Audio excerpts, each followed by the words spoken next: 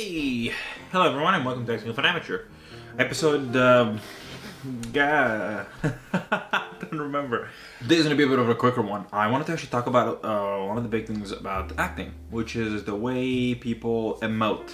It's hard to be subtle with like an extreme character and stuff, which is fine. That's part of the fun of an extreme character, right? You get to kind of blow up and go all wild. One of the big things with acting that I found is that a lot of eye acting is important.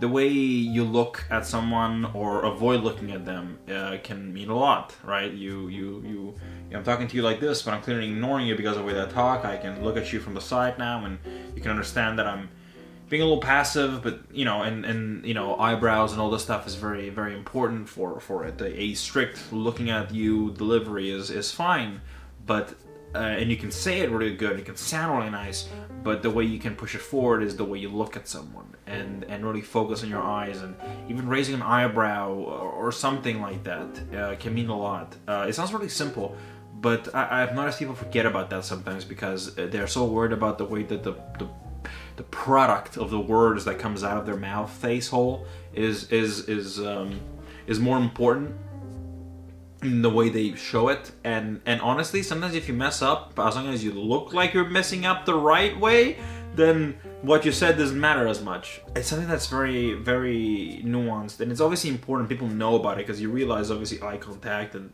such. It's about really this expressiveness of the character, because you can say one thing whilst meaning something totally completely different, and it's hard. It's really hard to say yes, but if a look mean no, and to the way that it's not too obvious. Where I'm like, yes, like that's a little obvious, and it's hard obviously, and it's something to practice. I definitely know. I feel like it's something I want to practice, where I can say something but clearly mean something else through the way I'm behaving or acting. And I guess there's that idea of like wouldn't the character figure it out or whatever, but that's why it's okay to just do maybe like start with basic and try to work your way up to do something like this, because obviously you still want the audience to figure it out, and you excuse the fact that the character within the location, not just like you're such a good liar, because then you just act as if you said yes. There you go, right? That's my suggestion and advice to you, is to remember the eyes. It can make a bigger difference than you can think, especially when you're doing reaction shots. Oftentimes it's stern look or just and you want a bit of a reaction to what people are saying. Too often I see a cut and then someone's again just staring, but have him frown, have him look a little disgusted, confused, surprised. Maybe he's even ignoring what he's being told, because maybe why not? He doesn't care, or he does care, and in that case he looks a little bored about it, but he's still kind of paying attention and trying his best. And okay, you're done talking now. Well, I'm going to tell you now what I believe, and now I'm going to give you my direct attention, because it's the difference between what you say matters and what I say matters. Oh, you're back to talking yourself now. All right, cool, fantastic, cool. Oh, those are the kind of shoes you wear? Neat. Wow. And back. And of course, depends on what kind of character you're dealing with, but most of the time, we're not all acting just serious action man. And even if you are, there's nuance between there. Have him look you up and down, right? Even if it is someone stern agent man or something, he can still look you up and down around the room. It's different. His body movement is still, but his eyes aren't, right? He may be listening and directing his body at you, but his brain is looking around you as well at the same time, right? So that's a big thing to just kind of remember. You'll see how much more happy you'll be with your performance when you do such things. And of course, we all know that the way the face moves is important, but it really does matter of eyes. I think it's one of those big things that I've noticed, especially in the film, that can falter sometimes. And a good way I would give as an advice to start practicing that is use the location of the camera as kind of your orientation point of where you can look towards without looking at or away from. So if that's the camera right there, and my scene is that I'm talking this way, I can ignore it by looking a bit more this way, right? If the character is supposed to be in this direction, I can kind of start talking like this. You're still getting it in the camera, right? You as a character. I can also start looking this way, a little bit not as good. You still want to capture it for the audience, so you can kind of do your lines as you're like ignoring the person. You roll around, right? You look around the camera, not at the camera, and back at them. It's the magical blank spot we don't ever address, because it's hard to do like a sweeping shot about like looking at it, because you know, your eyes gets drawn to it, your brain can get tricked by the idea of, oh shit, there's a thing I'm not supposed to look at, I looked at it.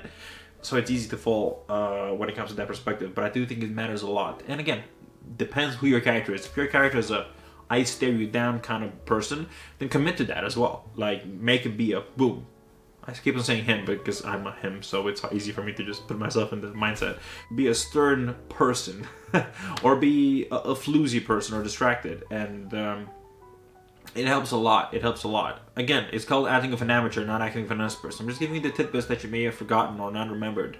In case someone forgot what the whole point of the show is to slowly build up. Think of this as intro course to acting from a guy taking the intro course there, but he's giving it for free here, so that's cool.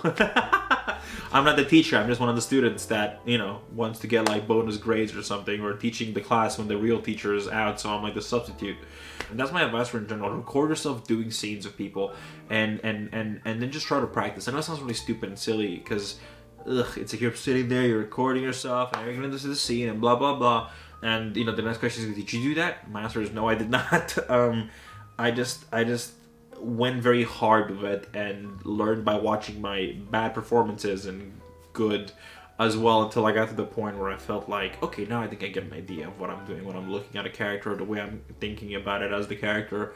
And of course your style and the way you do things will spill into a lot of your own stuff. I feel like definitely watching myself acting now, the big challenge is how do I make them look different? And not like I change my hair or my clothes or I put on makeup or something, but also, you know, or glasses or beard or whatever, but you also want the way they behave physically, and you want it to make it different enough that you understand who you're dealing with, and the way they stand, the way they move their head, the way they look at you, you know, like all of this stuff really changes up a character, and especially when you're seeing yourself, right? When do you stop seeing Keanu Reeves and when do you start seeing Neo? When do you stop seeing Keanu Reeves and you see John Wick? When do you stop seeing John Wick and you see Neo, and vice versa? As a random example off the top of my head.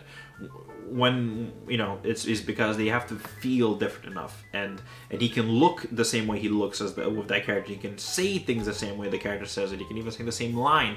But as long as the intent and the context, of course, that we're getting a bit more deeper into it, you still have a job as an actor to diversify your portfolio in the way you do the same movement. And that's the weird thing about acting, right? You're supposed to be able to cry in 60 different ways and laugh in 15 billion, and you know, it's hard. And look at the same sheep 100 different times, because Obi-Wan Kenobi will look at a sheep differently than Anakin Skywalker should, and the same thing with Luke, right? Like, if you were asked to look at a sheep as if you're each one of these characters, how would you do it? It sounds silly, but that's a good way to practice. Think about characters you've played before, and address a dialogue or a line, and think about how the character would say it in the context. I think that's another really good exercise.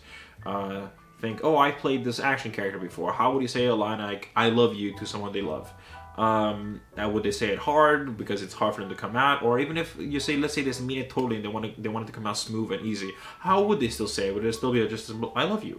Would it be a I love you? Hesitation there, effort, they want to say it but it takes weight. Again, basic stuff. It's called acting with an amateur, not acting with an expert. That's for season 68. That's when I'm 68 is when we can officially move the name to acting with an expert. Let's not, I make no promises. Wow, this is longer than I expected. Hopefully Polly can cut this into something not ridiculous. Thank you, Polly. You're the best. He's editing right now, right behind this wall. Like, so, you know, he's gonna be doing more of this afterwards. Some nice music, maybe some like shots of eyes, or maybe me or some other people acting or something, just to take away from the same boring me sitting here. Because look, we don't have more than one camera. Okay, the day we do, we can take this in all the angles. All right, well, that was that. You guys get the gist. I could go on and on. But hope it helped. Keep that practice, homework for next time. And yeah, I guess that's about it. I guess I'll see you guys in the next episode of Acting with an Amateur episode. I promise I'll remember next time. I promise. Alright, take peace. Take peace. I'm actually an alien. Alright, goodbye kids.